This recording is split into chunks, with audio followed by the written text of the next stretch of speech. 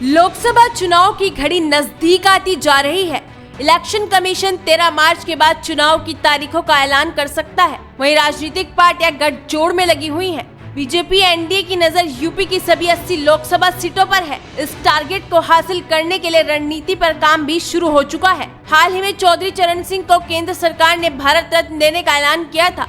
इसके बाद कयास लगाए जाने लगे कि आरएलडी जल्दी एनडीए में शामिल होगी। उन्होंने कहा कि जल्दी आरएलडी के एनडीए में शामिल होने की आधिकारिक घोषणा हो जाएगी तो सबको पता चलेगा। उन्होंने कहा कि मुझे लगता है कि किसानों के विरोध का कोई समाधान निकलेगा। दोनों पार्टियों को धैर्य रखने की जरूरत है और किसी भी तरह की हिंसा नहीं होनी चाहिए। वहीं जयंत ने सपा कांग्रेस गठबंधन को लेकर कहा कि मैं उन्हें शुभकामनाएं देता हूं। एक साथ गठबंधन हो चुका है, लेकिन उसकी ऑफिशियल घोषणा कब होगी? घोषणा होगी तो आपको जानकारी मिल जाएगी। आज का विषय नहीं है। मैं चौधरी साहब के यहाँ आया हूँ और हमारी माता जी का हाल में निधन हुआ। घर परिवार के लोग, क्षेत्र के सब हमारे बुद्धिजीवी संभ्रांत लोग यहाँ मौजूद हैं। उनसे मिलने आया, अपनी संवेदना उनके प्रति व्यक्त करने आया हूँ।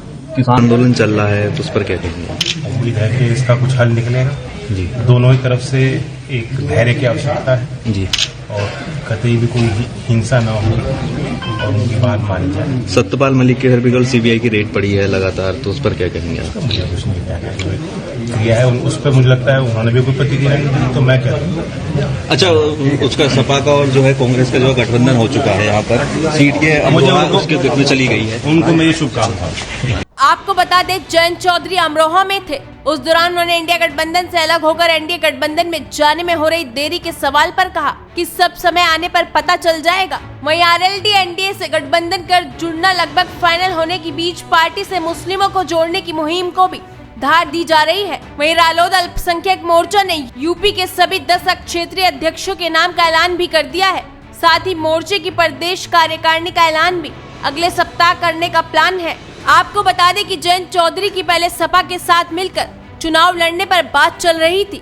सपा ने रालोद को यूपी की 7 सीटें देने का ऐलान भी किया था, लेकिन सपा ने जयंत के सामने सीट बंटवारे का जो फॉर्मूला रखा था वो उससे सहमत नहीं थे। उन्होंने कहा था, सपा का प्रत्याशी हमारा सिंबल, तुम्हारा दाव। जयंत चौधरी की नाराजगी की बड़ी वजह बनी। वहीं सपा ने आरएलडी को जो 7 सीटें देने का वादा किया था उसमें मेरठ, कैराना, मुजफ्फरनगर, मथुरा, हाथरस, बागपत, बिजनौर और अमरोहा में से 1 सीट शामिल थी।